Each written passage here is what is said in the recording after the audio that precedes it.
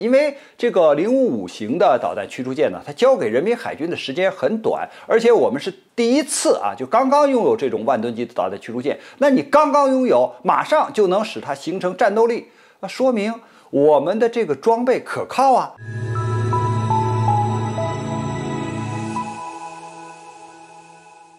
网友朋友，大家好，我是曹卫东。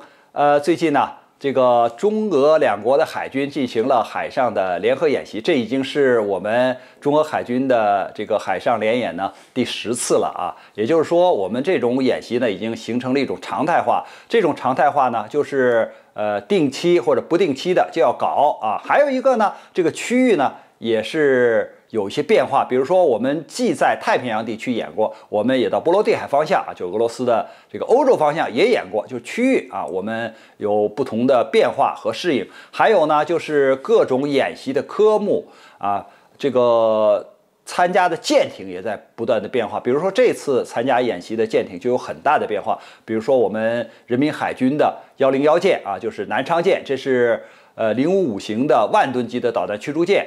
参加演习的呢，还有我们就是052D 型的导弹驱逐舰啊，这个是6、7千吨的啊，也是非常先进的导弹驱逐舰。还有我们054A 型的导弹护卫舰。所以一方面呢，体现了我们新装备开始参加这样的演习，还有呢，就是我们的主战装备参加了这样的演习。为什么要用新装备参加演习呢？说明我们的新装备很快已经形成了战斗力。因为这个055型的导弹驱逐舰呢，它交给人民海军的时间很短，而且我们是第一次啊，就刚刚拥有这种万吨级的导弹驱逐舰。那你刚刚拥有，马上就能使它形成战斗力，那说明我们的这个装备可靠啊。如果你要是不可靠的话，那还得拿到厂里去返修啊。这就说明我们的官兵的素质水平高啊。你很短，刚交给你不长时间，你就能够形成战斗力了。因为在这个舰上既有导弹，又有火炮，还有各种雷达、通信设施，那你这是很多部门啊。所以我们就很快的形成了作战的能力。那当然还有舰载机，还有这个其他的水下的潜艇、水面的舰艇、空中飞机进行配合，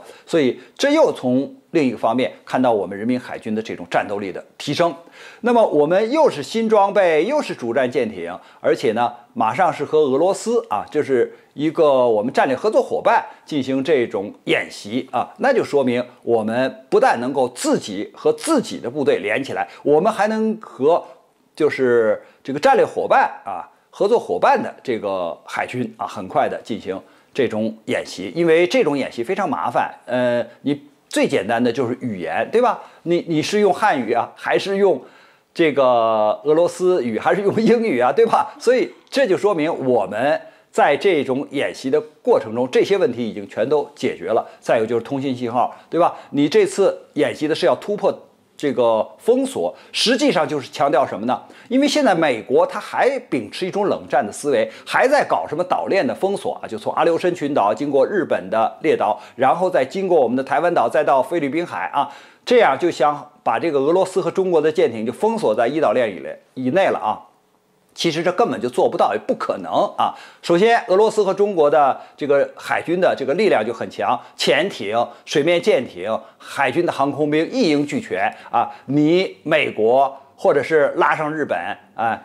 再加上你的盟友韩国吧，就能把这个俄罗斯和中国的海军封在一岛链内了，就不让我们进太平洋了，这个根本办不到的。所以这个演习呢，特别强调了就是突破封锁。你看这次演习的时候，中俄海军的配合非常的密切，由俄罗斯的海军啊，它进行扫雷，因为你要封锁的一方，它肯定是要布雷的，因为布雷非常经济啊，这个水雷的价钱是应该说相对是比较便宜的。那么布上之后呢，你扫雷的这个功夫是很大的，所以我们看俄罗斯的军舰去进行扫雷，那么我们人民海军的这个战舰，由于它吨位大，性能先进，所以主要担任防空反舰的任务，因为它主要是进行了火炮的实弹射击。实际上呢，这也代表了就是我可以用舰对舰的导弹打击你的水面舰艇。所以我们看到这次演习的科目呢是针对这种封锁。那么这个封锁呢，既有防守的意味，也有这个进攻的意味。所谓防守，就是这是在我的家门口，哎，那我当然